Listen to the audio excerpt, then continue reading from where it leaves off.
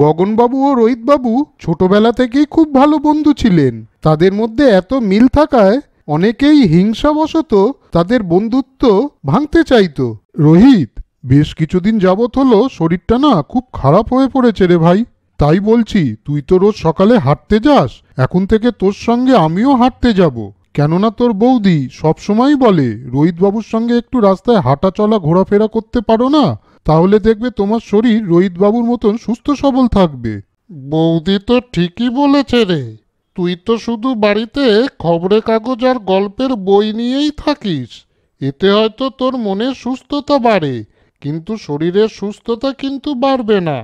তাই তুই আর আমি এখন থেকে রোজ সকালে হাঁটতে যাব। তাতে দেখবি তোর শরীরের সুস্থতাও বাড়বে আর অনেক শরীর ভালো লাগবে, বুঝলি? তবে তাই হোক, এখন থেকে তোর সঙ্গে রোজ ঘুরতে বেরোবো, কেমন? ও, রোহিতবাবু তোমাকে এই ব্যাপারে বলেছে? ভালোই তো হলো। রোহিতবাবুর সঙ্গে এখন থেকে রোজ রাস্তায় হাঁটতে যাবে, তাতে তোমার শরীর মন সব দেখবে সুস্থ থাকবে। তারপর থেকে গগনবাবু ও রোহিতবাবু একসঙ্গে রোজ রাস্তায় ঘুরতে বেরোতো।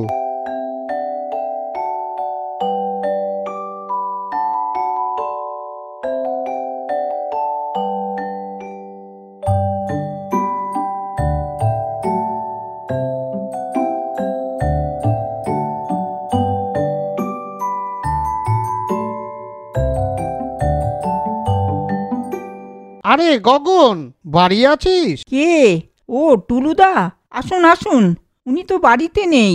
রোহিতবাবুর সঙ্গে না একটু রাস্তায় বেরিয়েছে, একটু বাদেই চলে আসবে। আপনি এসে বসুন। না না বৌদি, ওরা না রাস্তায় বেরিয়ে শুধু তাসের আড্ডায় বসে থাকে।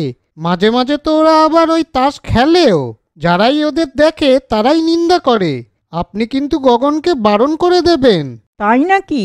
উনি বাড়িতে আসুক, সব কথা জিজ্ঞাসা করব। তাসের আড্ডায় কেন গিয়ে বসে? এই সব কথা টুলুদা বৌদিকে বলে আস্তে আস্তে সেখান থেকে চলে গেলেন।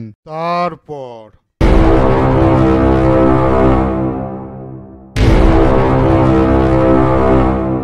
টুলু এখানে এসেছিল নাকি?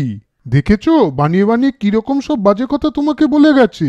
ও কিন্তু খুব বাজে লোক, কোনো লোকের ভালো দেখতে পারে না, সেই জন্য ওকে খুব একটা কেউ পছন্দও করে না। তুমি তো জানো রোহিত আর আমি ছোটবেলা থেকে শুধু ক্রিকেট খেলাই পছন্দ করি, আর কোনো খেলা নয়। টুলুকে একবার কাছে পাই, দেখো তারপর ওর কি করি। দরকার নেই বাপু, আমি তো বুঝেই গেলাম উনি মানুষটা সুবিধার না। লোকটাকে কিছু বলে তুমি আর ঝামেলা করো না তো। কিছু কিছু লোক এরকমই থাকে। ঠিকই বলেছ তুমি। এইসব লোকের সাথে না কথা না বলে এড়িয়ে যাওয়াই ভালো। এরপর থেকে টুলুদার সাথে দেখা হলেও তারা কেউ আর টুলুদার সাথে কোনো রকম কথাবার্তা বলতেন না। তাহলে এর থেকে তোমরা কি বুঝলে বলো তো বন্ধুরা? বানিয়ে বানিয়ে কারো সম্বন্ধেই নিন্দা করা উচিত না, তাহলে নিজেরই সম্মান নষ্ট হয়। বন্ধুরা, গল্পটা তোমাদের কেমন লাগলো? যদি ভালো লাগে তাহলে শেয়ার, কমেন্ট, লাইক করো, আর সাবস্ক্রাইব আর বেল আইকন প্রেস করতে ভুলো না কিন্তু।